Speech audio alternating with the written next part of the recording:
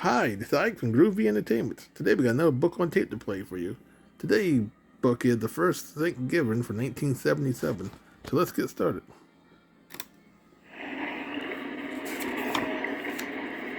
I can read about the first Thanksgiving.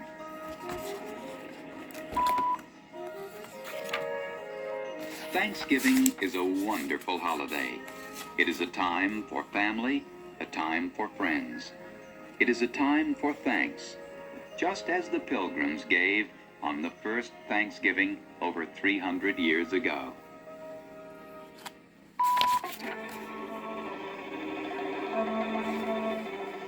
Before the Pilgrims came to America, they lived in England, but they were not very happy there. The Pilgrims wanted their religious freedom. King James had ordered everyone to worship in the Church of England. Those who did not obey him were punished.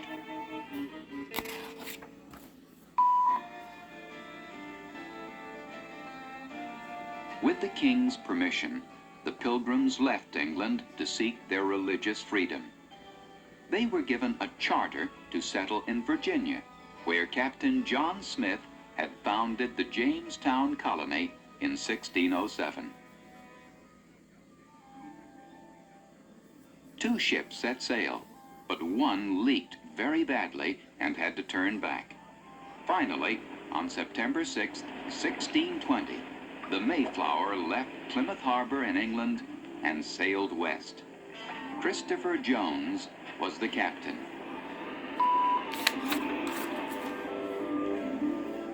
The Mayflower carried 102 passengers. Not all were going to America to seek religious freedom.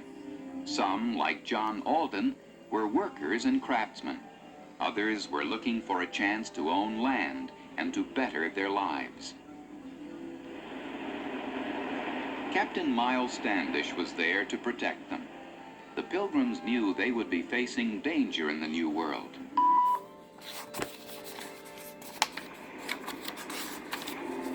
The voyage was not pleasant.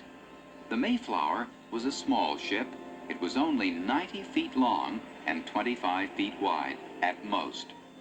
Below the deck, the 102 passengers, men, women, and children, were all crowded into cramped living quarters. The ship's cargo areas were also crowded. They were filled with tools, blankets, pots and pans, rope, fishing gear, gunpowder, furniture, and barrels of flour, seeds, and grain. The Pilgrims would need all these things for their start in the New World.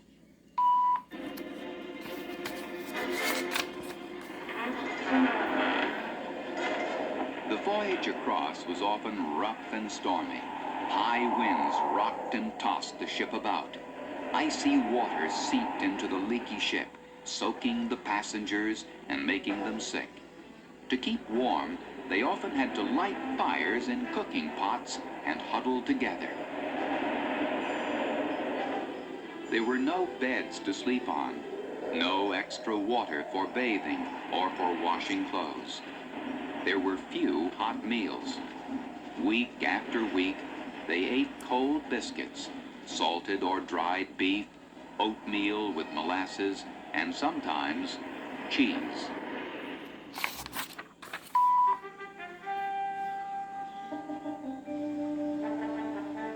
But sometimes, on warm, sunny days, when the sea was calm, the passengers were allowed on deck.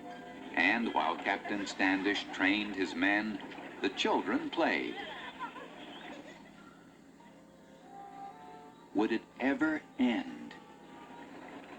After spending over 60 days at sea, many wondered if they would ever see land again.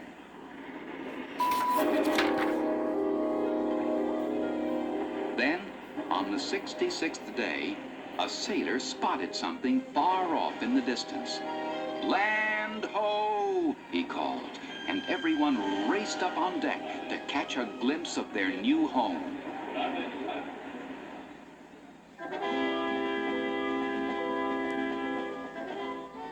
On November 11, 1620, the Mayflower dropped its anchor off the tip of Cape Cod.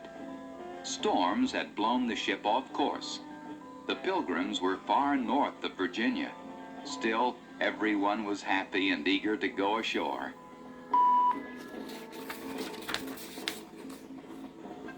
But before they left the Mayflower, the Pilgrim leaders knew that they needed a set of laws to govern their life in the New World. So they drew up the Mayflower Compact. The Mayflower Compact was an agreement signed by every man on the ship. They all promised to obey the new laws, and they elected John Carver their first governor.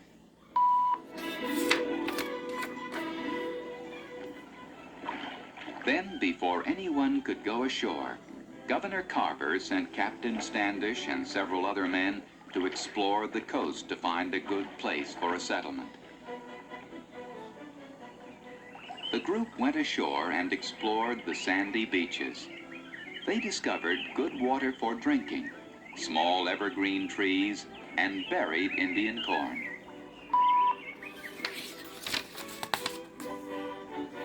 But they sailed still further until they reached the bay at Plymouth. It had taken nearly a month to find the right place for their settlement. Plymouth seemed safe. It had good land and a good harbor. It also had a high hill where a fort could be built for protection.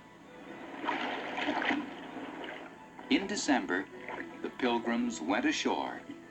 This would be their home.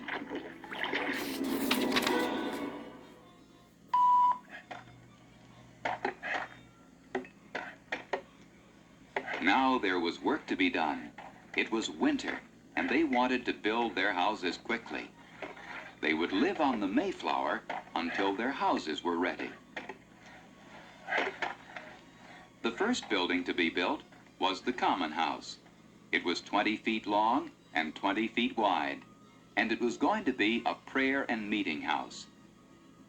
But when the snows came, the Pilgrims huddled inside the Common House just to keep warm. Before long, it would be used as a hospital.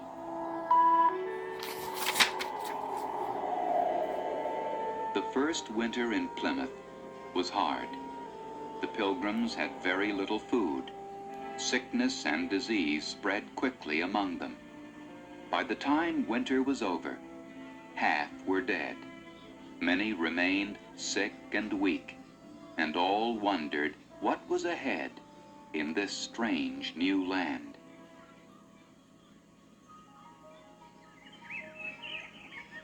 Then suddenly, winter turned to spring. By March, the 6th house had been built. The earth turned green, the sun was warm, and flowers seemed ready to bloom. There was a feeling of new life as the Pilgrims began planting their crops.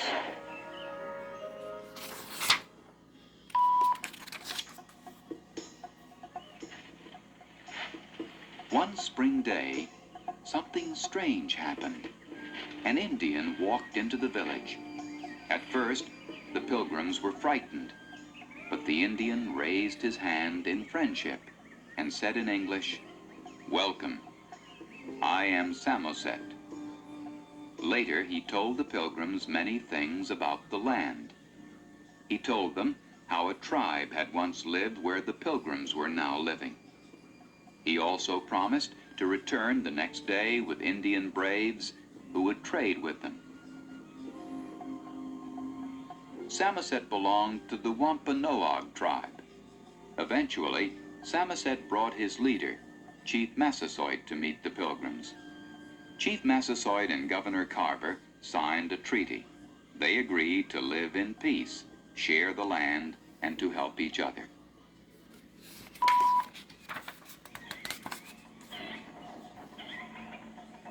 One of the most interesting Indians Samoset ever brought to Plymouth was his friend Squanto.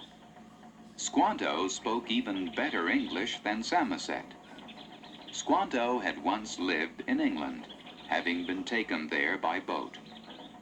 But Squanto was now back in the land of his birth and was willing to help the Pilgrims. Squanto taught the Pilgrims many things. He showed them how to plant corn by using a dead fish for fertilizer. Corn was not grown in England, and it was still a strange new plant to the Pilgrims.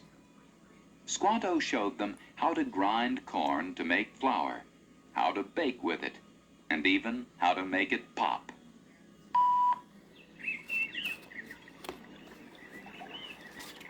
Squanto also showed the Pilgrims how to hunt with a bow and arrow. He showed them berries and nuts in the forest that were safe to eat. He taught them where to dig for clams, where to catch lobster, and where to fish for cod, trout, and eels. Squanto came to live with the Pilgrims at Plymouth. That spring, when Captain Jones sailed back to England on the Mayflower, he wondered what their fate would be. Fortunately, with Squanto's help, they would be able to survive in the New World.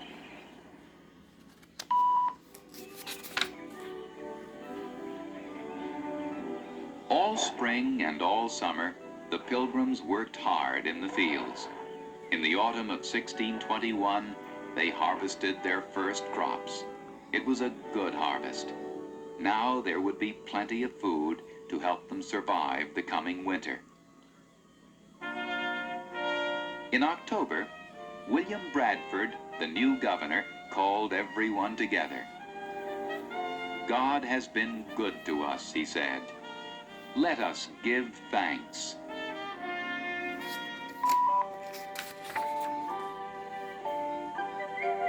Everyone began to prepare for a big feast of Thanksgiving.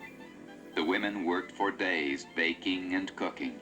The men went into the forest to hunt wild turkeys.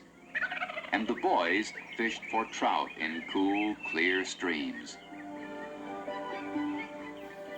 Everyone had a job to do.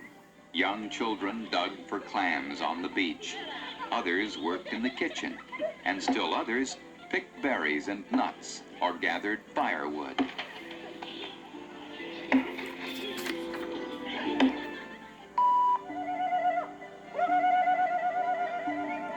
The Pilgrims did not forget to invite their friends, the Indians.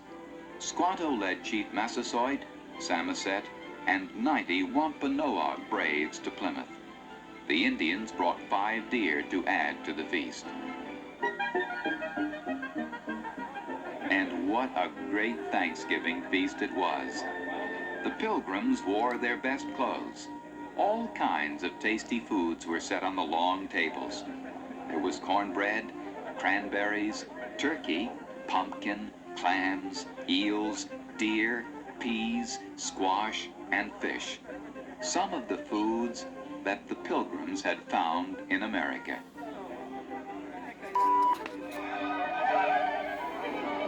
The first Thanksgiving celebration lasted for 3 days.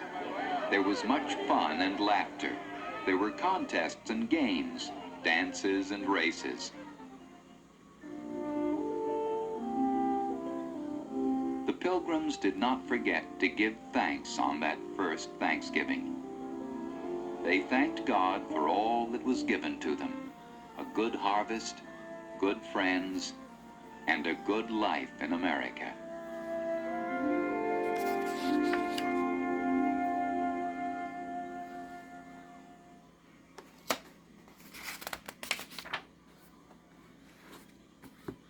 So that was the first thing given for 1977. So if you like, subscribe, share, and comment, have a good every day with another video coming out real soon. And our next book will be